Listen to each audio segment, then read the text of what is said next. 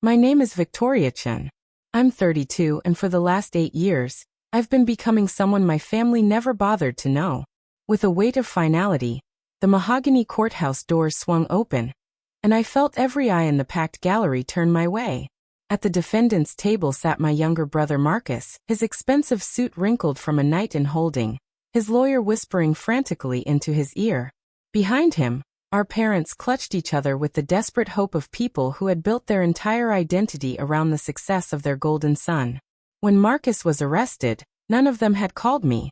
Not when the federal charges were filed, not when his tech company's government contracts suddenly came under investigation for fraud. They only reached out 3 days ago, when his bail hearing was scheduled and they needed someone, anyone, to vouch for his character. Vicky still owes us that much. I'd heard my mother say on the voicemail she'd accidentally left while talking to my father. She may be a disappointment, but she's family. A disappointment. That word had followed me through childhood like a shadow. Whispered at family dinners when my grades weren't quite as perfect as Marcus's. Spoken aloud when I enlisted instead of going to law school like they'd planned.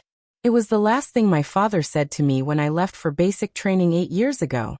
I hope you're happy being a disappointment to this family. I hadn't spoken to them since. Now walking down the center aisle of the federal courthouse, I could feel their confusion. My mother's eyes tracked my movement, taking in the crisp navy suit, the confident stride, the way other people in the gallery, people in expensive suits and military dress uniforms, nodded respectfully as I passed. She looked puzzled, almost offended, as if I were playing dress-up in a world that didn't belong to me. The prosecutor, a sharp-eyed woman named Janet Morrison whom I'd worked with before, caught my eye and gave a barely perceptible nod. We had discussed this moment extensively. Marcus's case wasn't just about embezzlement. It was about selling classified information to foreign entities. Information he'd obtained through his government contracts. Information that had compromised ongoing operations and put assets at risk. My assets. Judge Harrison took his seat, and the room fell silent. The court will now hear character witnesses for the defendant, Marcus Chun. My father rose first, his voice shaking as he spoke about his son's brilliance, his contributions to technology, his bright future. My mother followed, tearful and pleading, painting Marcus as a misunderstood genius who'd simply made poor business decisions. Then Marcus's college roommate testified, and his business partner, and 3 other people who spoke of his charity work and community involvement. Each testimony felt like another nail in the coffin of truth, another layer of the golden boy mythology that had suffocated our family for decades. When they finished, Judge Harrison looked up. Does the prosecution wish to present any witnesses? Yes, Your Honor. The prosecution calls Victoria Chen. The silence that followed was deafening. I watched the color drain from my mother's face as she processed what she'd heard. My father's mouth fell open. Marcus, for the first time since I'd entered the courtroom, turned to look at me directly, his confident smirk fading into confusion. I rose and walked to the witness stand, my hand steady as I placed it on the Bible and swore to tell the truth, the whole truth, and nothing but the truth. Please state your name and occupation for the record, Morrison said. Victoria Chen. I'm a special agent with the FBI's Counterintelligence Division. The words hit the courtroom like a physical force. Behind me, I heard my mother gasp. My father made a choking sound. Marcus stared at me as if I were a stranger, which I realized I was. Agent Chen, how long have you been with the Bureau? 8 years. I joined after completing my service with Army Intelligence. And what is your current assignment? I lead a joint task force focused on preventing the theft and sale of classified government technology to foreign entities. Morrison nodded.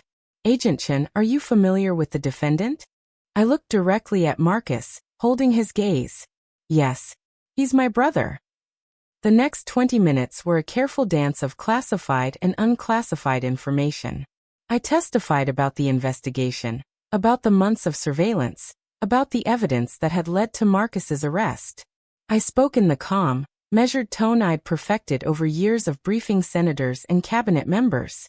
But inside, I was 8 years old again, watching my parents beam with pride as Marcus won another science fair while barely glancing at my own second-place ribbon. Agent Chen, Morrison continued. In your professional opinion, do you believe the defendant poses a flight risk? Absolutely. The defendant has made contact with foreign handlers in 3 different countries. He has offshore accounts in the Cayman Islands and Switzerland, and based on our surveillance, he was planning to leave the country the day after his arrest.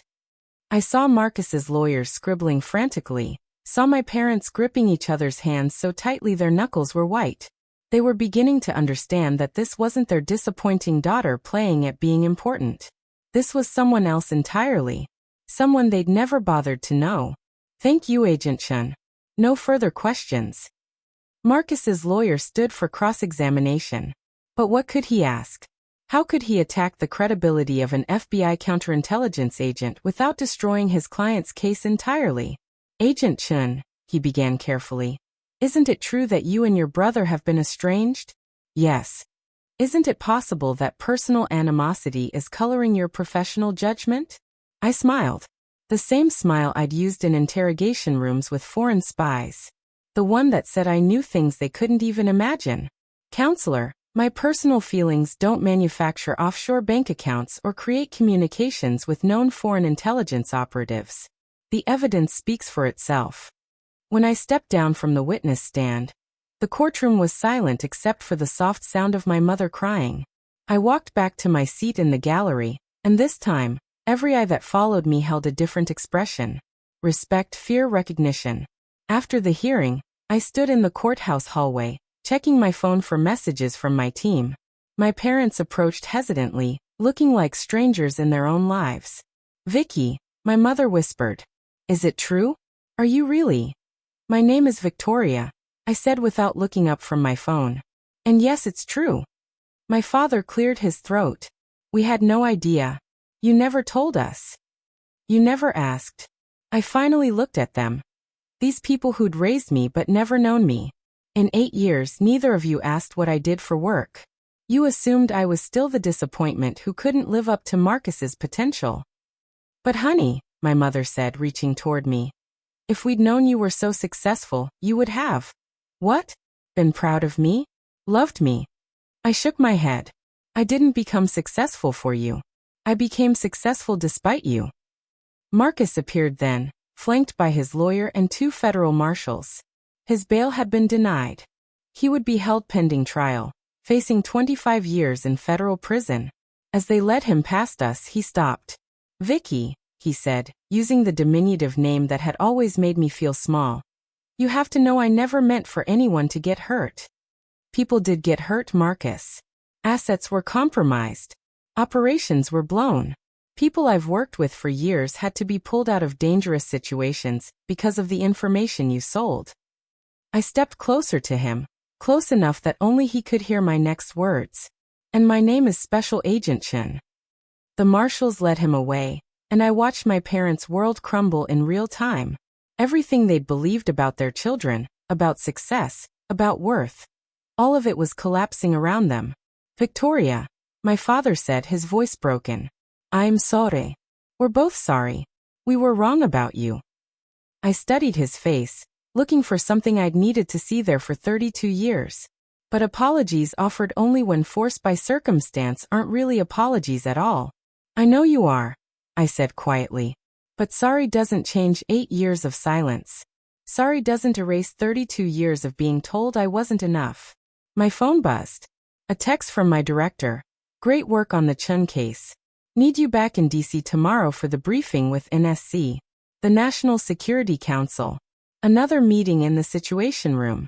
Another briefing for people who shaped policy at the highest levels of government. Another day in the life that my family had never bothered to ask about. I looked at my parents one last time.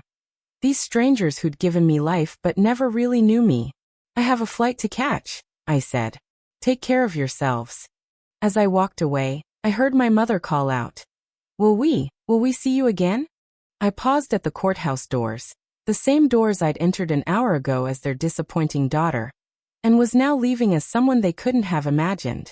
Maybe, I said, when you figure out how to love the daughter you have, not the one you wish you'd had. The winter air hit my face as I stepped outside, and I breathed deeply for the first time in months. Behind me, The courthouse held the ruins of my brother's life and my parents' assumptions. Ahead of me waited a car that would take me to the airport, then back to DC, back to the work that mattered, back to the life I'd built, one case at a time. My phone rang, my partner calling with an update on our next operation. As I answered, I caught my reflection in the courthouse windows. The woman looking back at me wasn't the disappointment my family had created in their minds. She was someone who briefed presidents, who stopped foreign intelligence operations, who carried secrets that could topple governments. She was someone I was proud to be. Chun here, I said into the phone. And for the first time in 8 years, saying my name felt like coming home to myself. The courthouse grew smaller in the rearview mirror as my car pulled away, taking with it the last remnants of the girl who desperately wanted her family's approval. In her place sat a woman who'd learned that the most powerful revenge wasn't destroying those who'd underestimated her. It was becoming someone so extraordinary that their dismissal revealed more about them than it ever had about her. My name is Victoria Chun. I'm 32 years old, and I am nobody's disappointment anymore.